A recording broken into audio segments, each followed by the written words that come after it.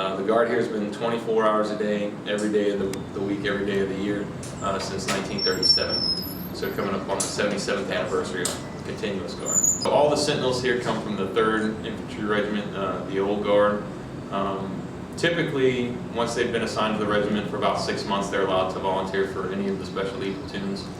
So most of the guys show up about 4:30 to 4:45 in the morning. Physical training starts at 05. Physical training runs from 5 a.m. to 6 a.m. From 6 a.m. to 7 a.m. is chow and personal hygiene. At 7 a.m. a couple of things happen. The first ceremonial guard change happens for that day, for that relief. So the guards that were on last night, that will be their last time to be out there. It ends at 07. Additionally, for the guys who aren't on guard, uniform inspections start for the day at that point. So the uniforms are inspected, deficiencies are noted and corrected, and then the cemetery opens at 8. From the time that the cemetery opens, especially in the summer like this, it can be very hectic, very high op tempo. In the summer we change the guard every half hour. We typically do between 16 and 18 wreath layings a day during the summer. So at the top of every hour we're laying at least 1, probably 2 or 3 wreaths to members of the public. So it is very go, go, go from the time the cemetery opens until it closes at 1900. After the cemetery closes at 1900, the guys will usually get a little break in there for chow. Some of them may do a little extra physical training, take a shower for the evening after a hot day at work.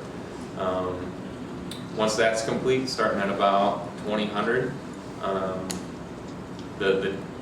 we watch every guard change during the day, make annotations about the most common deficiencies, and that is what drives training at night.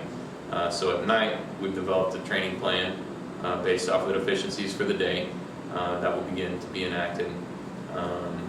21 to 2300 is relief training outside on the plaza. So all of the guys, minus 1 man down here to manage the quarters, will go outside and train together, so that way they can all work on the most common deficiencies across the relief. After that, they'll begin reshining shoes, reshining brass, repressing uniforms. Generally about 4:15 or so in the morning, the entire guard quarters here gets cleaned, and then the relief that's coming on for the next day's duties will white glove inspect them.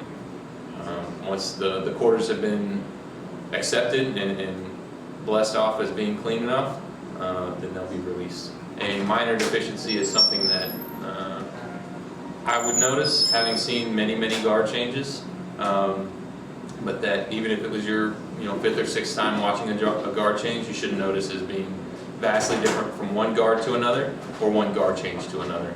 A major deficiency is something that you as a novice guard change watcher, if you will, could easily identify as being different from one guard to another, or if you stayed to watch 2 guard changes or 3 guard changes, you could see a difference from one guard change to the next.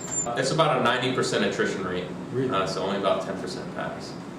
So it's the second least awarded badge in the military, second to the astronaut badge. For us, it goes back to doing the best that we can possibly do in honor of somebody else's service. So the unknowns that we work with, in a day and age where you talk about identity theft, and identity theft usually is referred to when somebody has had a checking account open in their name or a credit card open in their name. For us, the guys that we work with have had true identity theft. It's been taken from them, and it was because of the service to their country. That's because of where they came from and what they fought for.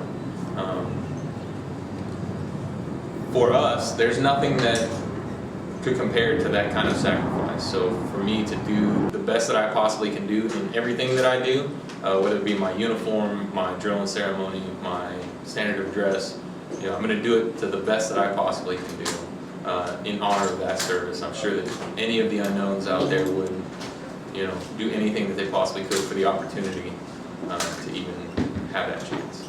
Nothing we do here is rocket science. We're not reinventing the wheel on anything. It's very basic tasks done to a very high standard. So it takes a lot of discipline. The sacrifice that the unknowns have made is far above and beyond any sacrifice that we can make. Loss of sleep, pales in comparison. Losing some sweat, out in the heat, pales in comparison. Anything that we do falls short of what they've given. So we're going to do the best that we can and give the most that we can of ourselves.